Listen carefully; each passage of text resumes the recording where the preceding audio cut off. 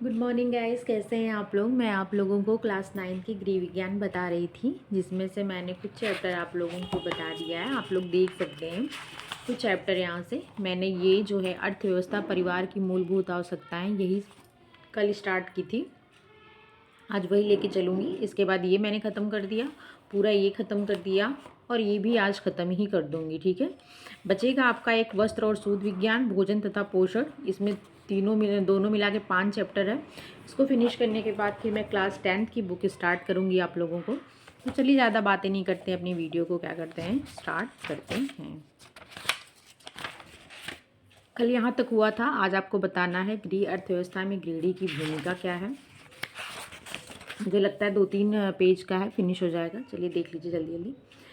पूर्व में सामान्य रूप से भारतीय समाज में धनोपार्जन का कार्य पुरुष अर्थात पति या पिता द्वारा किया जाता था, लेकिन बदलती परिस्थितियों के निमित्त वर्तमान में स्त्री पुरुष दोनों को ही परिवार की आर्थिक व्यवस्था को व्यवस्थित रखने के लिए धनोपार्जन करना पड़ता है। इसमें गृहिणी की भी महत्वपूर्ण भूमिका होती है। गृहिणी की सूझबूझ तथा संतुलित आर्थिक दृष्टिकोण परिवार की अर्थव्यवस्था को सफल बना सकता है। इसके विपरीत गृहिणी की अज्ञानता तथा असंतुलित आर्थिक दृष्टिकोण परिवार की अर्थव्यवस्था को बिगाड़ भी सकता है, भले ही परिवार की आय कितनी ही अधिक क्यों न हो। सामान्य रूप से गृह व्यवस्था को कार्य रूप देने का दायित्व गृहिणी का होता है। सामान्य रूप से गृह व्यवस्था को कार्य रूप देने का, कहने का मतलब उसको क्रियान्वित करने का मुख्य किसका होता है, गृहिणी का होता है। इस स्थिति में गृहिणी का दायित्व होता है कि वह परिवार की संपूर्ण व्यवस्था का निर्धारण परिवार की आय को ध्यान में रखकर ही करे। इस तथ्य को ध्यान में रखकर गृह व्यवस्था की योजना निर्धारित करने की स्थिति में सामान्य रूप से परिवार की आर्थिक व्यवस्था सुचारू बनी रहती है। अच्छी गृहिणी का एक गुण माना जाता है मितव्ययिता पूर्वक खर्च करना। अच्छी गृहिणी का क्या गुण माना जाता है, मितव्ययिता पूर्वक खर्च करना। इस गुण से संपन्न गृहिणियां परिवार के सदस्यों की आवश्यकताओं की पूर्ति उनकी प्राथमिकता के आधार पर करती हैं। अनिवार्य आवश्यकताओं की पूर्ति के लिए पहले प्रयास किए जाते हैं तथा यदि आय का कुछ भाग बचता है तो अन्य आवश्यकताओं की पूर्ति के लिए खर्च किया जाता है। कुशल गृहिणियां घर के लिए आवश्यक वस्तुओं को खरीदते समय भी विशेष सूझबूझ से काम लेती हैं। उचित स्थान से कम मूल्य देकर अधिक सेवा देने वाली वस्तु खरीदना ही समझदारी कहलाती है। ऐसा करके कुशल गृहिणियां कुछ धन की बचत कर लेती हैं तथा इस प्रकार से की गई बचत परिवार की आर्थिक व्यवस्था को उत्तम बनाने में सहायक सिद्ध होती है। उपयुक्त कार्यों के अतिरिक्त कुशल एवं योग्य गृहिणियां परिवार की अर्थव्यवस्था में प्रत्यक्ष रूप से भी योगदान दे सकती हैं। आजकल पढ़ी लिखी अथवा किसी व्यवसाय का प्रशिक्षण प्राप्त महिलाएं नौकरी करके अथवा किसी व्यवसाय में संलग्न होकर धनोपार्जन कर सकती हैं तथा परिवार की अर्थव्यवस्था को उत्तम बना सकती हैं। इसके अतिरिक्त कुशल गृहिणियां घर पर ही रहकर भी किसी हस्तशिल्प अथवा घरेलू व्यवसाय के माध्यम से धनोपार्जन कर सकती हैं। यही नहीं, कुशल महिलाएं अपने ही बच्चों को पढ़ाकर उनके ट्यूशन पर होने वाले व्यय को बचा सकती हैं।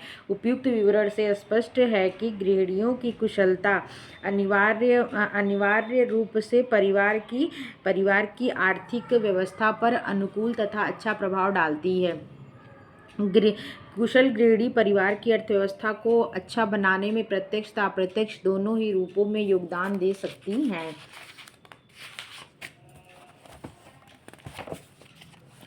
परिवार की मूल आवश्यकताएं। प्राचीन काल में मनुष्य का जीवन रहन सहन का स्तर आज की अपेक्षा बिल्कुल साधारण था। आज का युग वैज्ञानिक युग है। मनुष्य की आवश्यकताओं में निरंतर वृद्धि होती जा रही है। बढ़ती हुई आवश्यकताओं के कारण मनुष्य का जीवन दिन प्रतिदिन जटिल होता जा रहा है।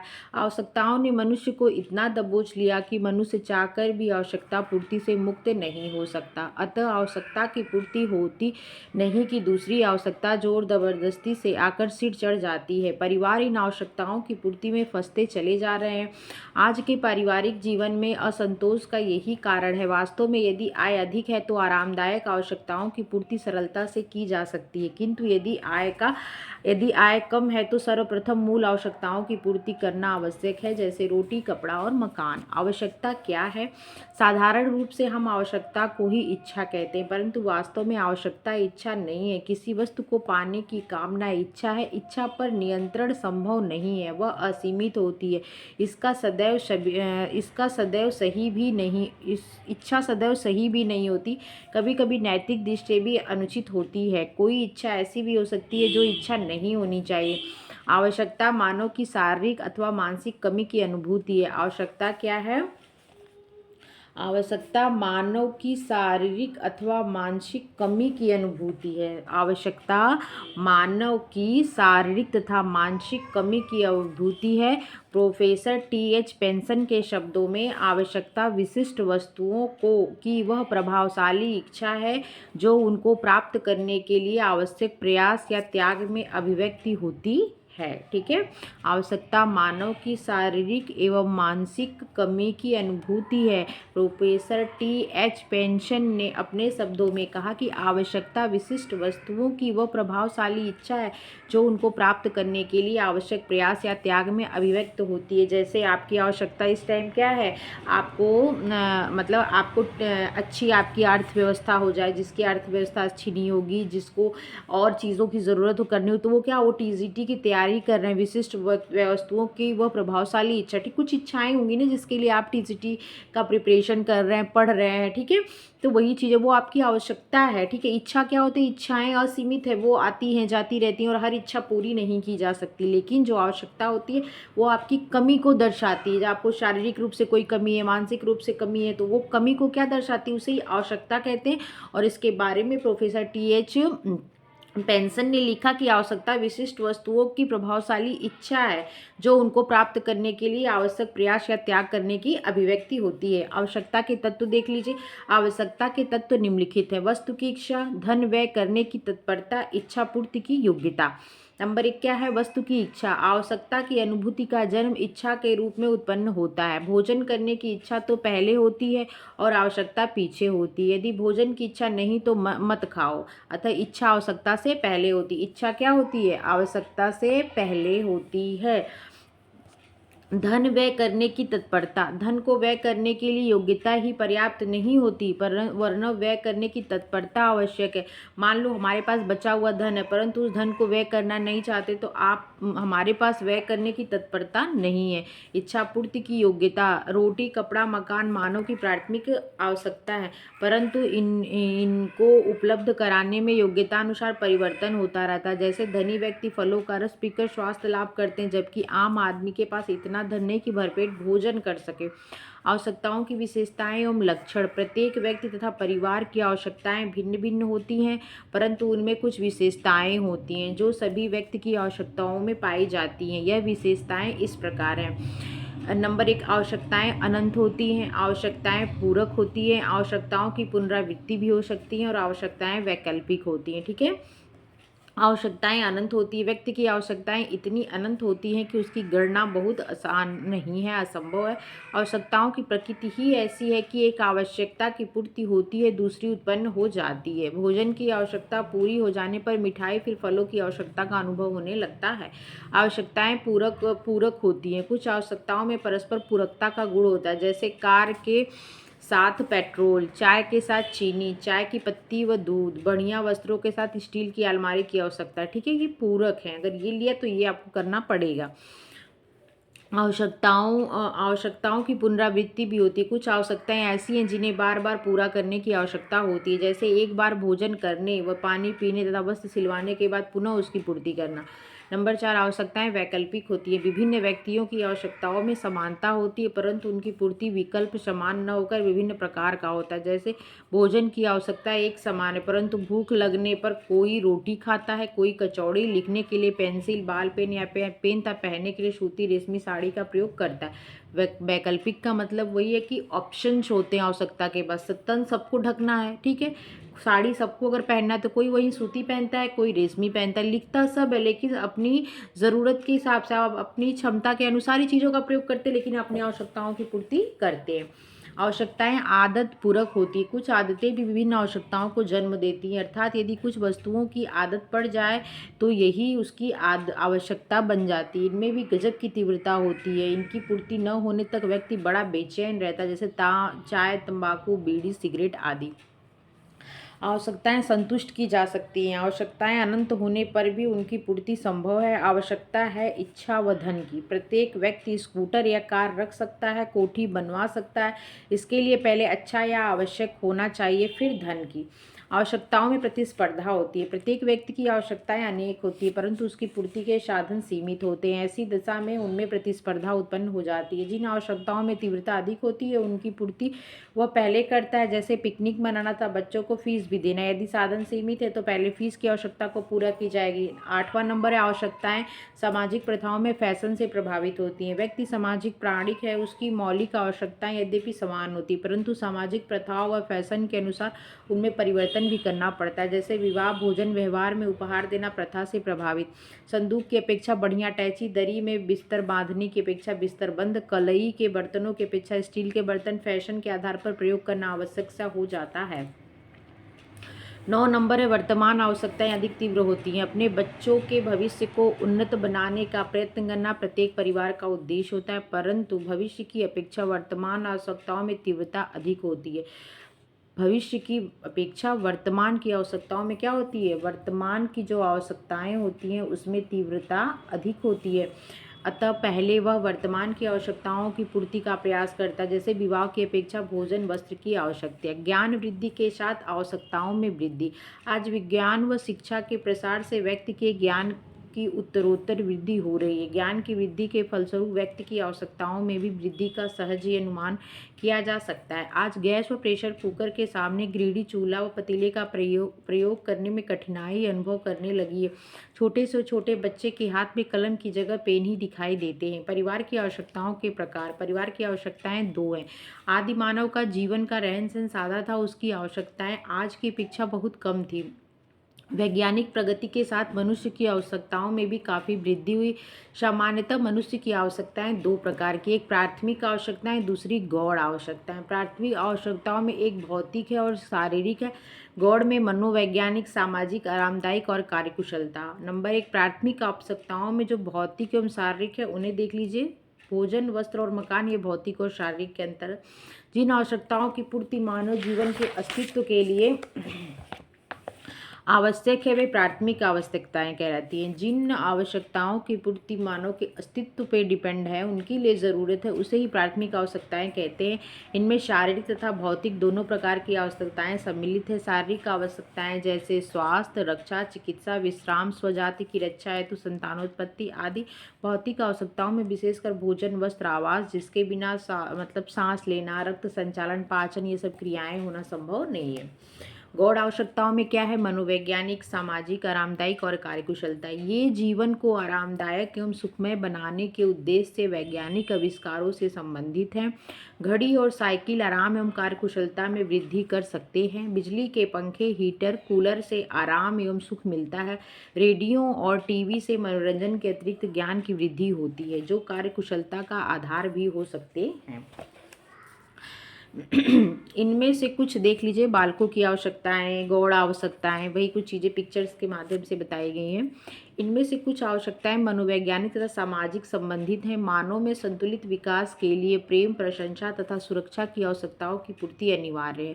उसकी कुछ आवश्यकताएं विलासिता तथा प्रतिष्ठा की इच्छा संबंधी भी हो सकती हैं। उनसे न तो आराम और न ही कार्यकुशलता में वृद्धि होती है। ये आवश्यकताएं हैं जैसे कीमती फर्नीचर, कालीन, पर्दे, कार, कीमती आभूषण, जरी, कामखाब लिखा की वस्तुएं। कहने का मतलब क्या है? मानव में संतुलित विकास के लिए प्रेम, प्रशंसा तथा सुरक्षा की आवश्यकताओं की पूर्ति अनिवार्य है।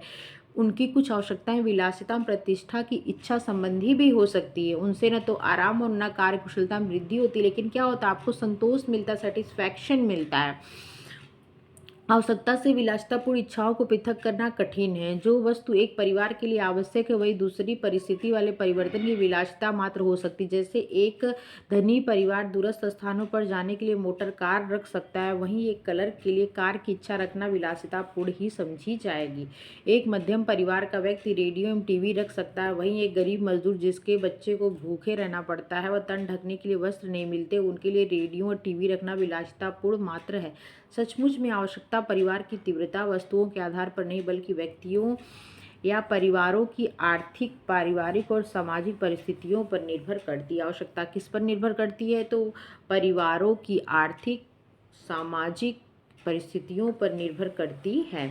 परिवार की मूलभूत आवश्यकताएं। परिवार की मूलभूत आवश्यकताएं उन्हें कहा जाता है जिनकी पूर्ति करना अनिवार्य है।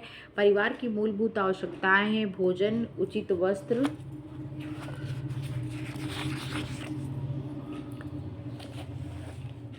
उचित आवास, शिक्षा सुविधा, स्वास्थ्य तथा चिकित्सा सुरक्षा, मनोरंजन, बच्चों की देखभाल, पारिवारिक आय, परिवार के सदस्यों में आपस में प्रेम, स्नेह एवं सहयोग। अब ये कुछ चीज़ें हैं, देख लीजिए आप। भोजन, यह सर्वप्रथम पूर्ण की जाने वाली आवश्यकता है। इसके लिए निम्न बिंदुओं को ध्यान में रखना चाहिए। नंबर 1, भोजन पर्याप्त हो, भोजन संतुलित हो, परिवार के सदस्यों के शारीरिक और मानसिक स्वास्थ्य विकास के लिए उचित हो, सदस्यों की व्यक्तिगत आवश्यकता के अनुसार हो, उचित वस्त्र हो, मतलब कि वस्त्र जो आपके अर्थ के अनुसार, आपके धन के अकॉर्डिंग हो, मौसम के अकॉर्डिंग हो, आयोजन के अकॉर्डिंग हो, आरामदायक हो, फैशन को ध्यान में रख करो।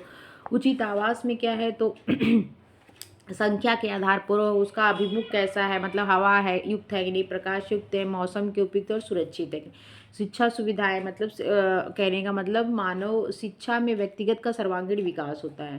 कहने का मतलब है कि शिक्षा के लिए इंसान को कटौती जरूर करना चाहिए, अधिक खर्च नहीं करना चाहिए, शिक्षा अच्छी होनी चाहिए। ठीक है।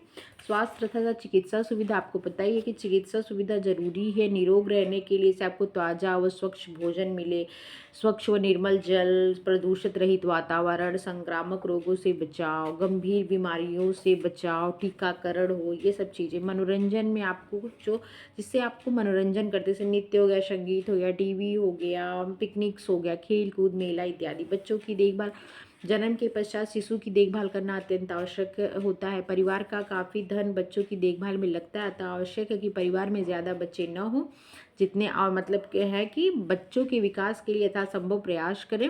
पारिवारिक आय एवं बचत, प्रत्येक परिवार को चलाने के लिए कुछ आय की आवश्यकता होती है। आय एक अनिवार्य आवश्यकता है। यदि आय की कमी है तो परिवार की समस्त आवश्यकताओं की पूर्ति नहीं हो सकती।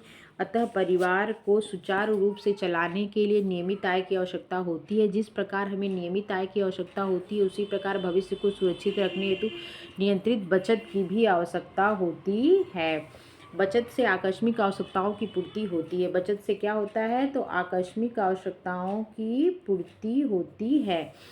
परिवार के सदस्यों में आपस में प्रेम, स्नेह व सहयोगपूर्ण संबंध, परिवार के सुख, शांति व समृद्धि के लिए परिवार के सभी सदस्यों में आपस में प्रेम, स्नेह व सहयोगपूर्ण संबंध होना चाहिए। परिवार में कटुता होने पर तनाव बना रहता है तथा सुख शांति नष्ट हो जाता है। अतः परिवार के सदस्यों के आपसी संबंध सौहार्दपूर्ण होने चाहिए।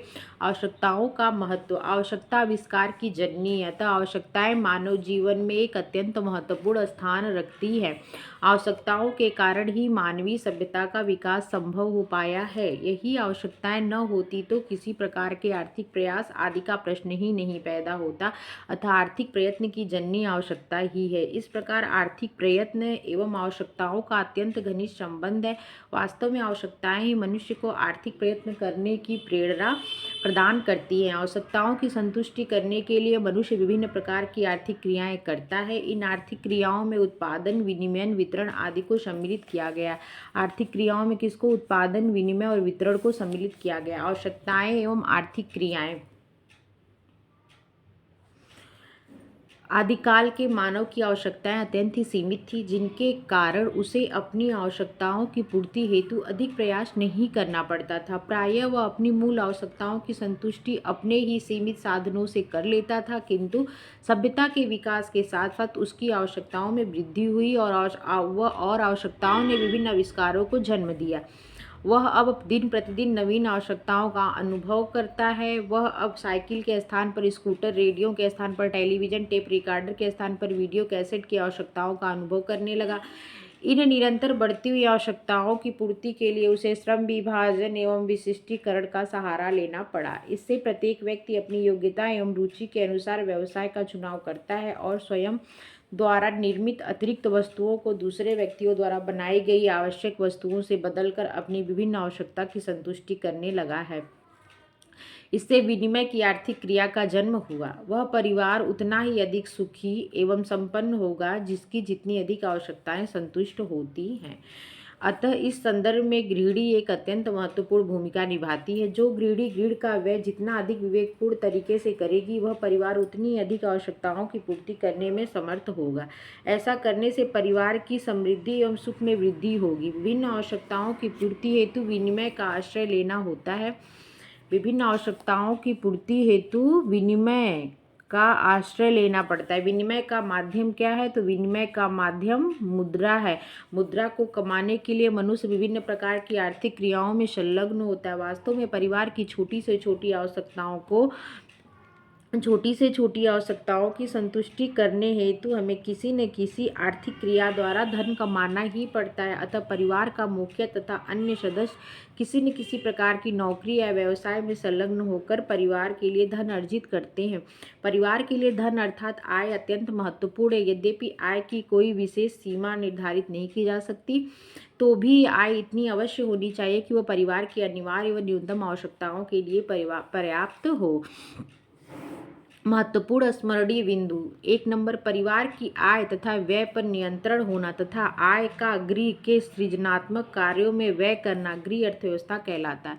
परिवार की आय तथा व्यय पर नियंत्रण, क्या? परिवार की आय तथा व्यय पर नियंत्रण तथा आय का गृह के सृजनात्मक कार्यों में व्यय करना गृह अर्थव्यवस्था कहलाता है। परिवार का कुशल संचालन, जीवन स्तर तथा सुख समृद्धि बहुत कुछ परिवार की अर्थव्यवस्था पर निर्भर करता है। यह गृहिणी का उत्तरदायित्व होता है कि अर्थव्यवस्था को बुद्धिमत्तापूर्ण एवं संतुलित तरीके से रखे। सफल गृह अर्थव्यवस्था की विशेषताएं। अर्थव्यवस्था में मूलभूत आवश्यकताओं को प्राथमिकता, आवश्यकताओं की समन्वित पूर्ति करते समय आय को ध्यान में रखना, अर्थव्यवस्था में बचत का प्रावधान आदि। नंबर 3 है अर्थव्यवस्था को प्रभावित करने वाले कारक, अर्थव्यवस्था की प्रक्रिया को सुचारू रखना, भौगोलिक परिस्थिति, परिवार की मुखिया की भूमिका, रहन सहन का स्तर एवं परिवार का आकार आदि। आवश्यकता विशिष्ट वस्तुओं की वह प्रभावशाली इच्छा है, उनको प्राप्त करने के लिए आवश्यक प्रयास या त्याग में व्यक्त होती है। आवश्यकता के तत्व, वस्तु की इच्छा, धन व्यय करने की तत्परता एवं इच्छा पूर्ति की योग्यता आदि। आवश्यकता की विशेषताएं। आवश्यकताएं अनंत होती है, आवश्यकताएं पूरक होती है एवं आवश्यकताओं की पुनरावृत्ति भी होती है। जिन आवश्यकताओं की पूर्ति मानव जीवन के अस्तित्व के लिए आवश्यक होती है वो प्राथमिक आवश्यकताएं कहलाती हैं। गौण आवश्यकताएं उन्हें कहते हैं जो जीवन को आरामदायक एवं सुखमय बनाती हैं। भोजन, वस्त्र, आवास एवं शिक्षा परिवार की मूलभूत आवश्यकताएं हैं। आज ये चैप्टर आपका ख़त्म हो जाता है। ये मैंने सेकंड यूनिट फिनिश कर दी हूँ पहले ही। उसके बाद मैं आपको ये जो तंतुओं वाला चैप्टर है उसे पढ़ाऊँगी। इसमें भी 2 चैप्टर है, इसको भी फिनिश कर देती हूँ क्योंकि जब वैसे तो टेक्सटाइल में बताई थी, लेकिन जब इसमें स्टार्ट करी हूँ तो इसको पूरा कंप्लीट ही करा दूँगी, छोड़ूंगी नहीं कुछ। तो चलिए, जब नंबर आएगा धीरे धीरे तो मैं इस चीज़ों को भी कंप्लीट कराऊँगी। तब तक के लिए अगर आप लोगों को मेरी वीडियो अच्छी लगी है तो लाइक शेयर सब्सक्राइब कर दीजिएगा। मेरी वीडियो देखने के लिए आप लोग का बहुत धन्यवाद। अपना ध्यान रखिएगा। टेक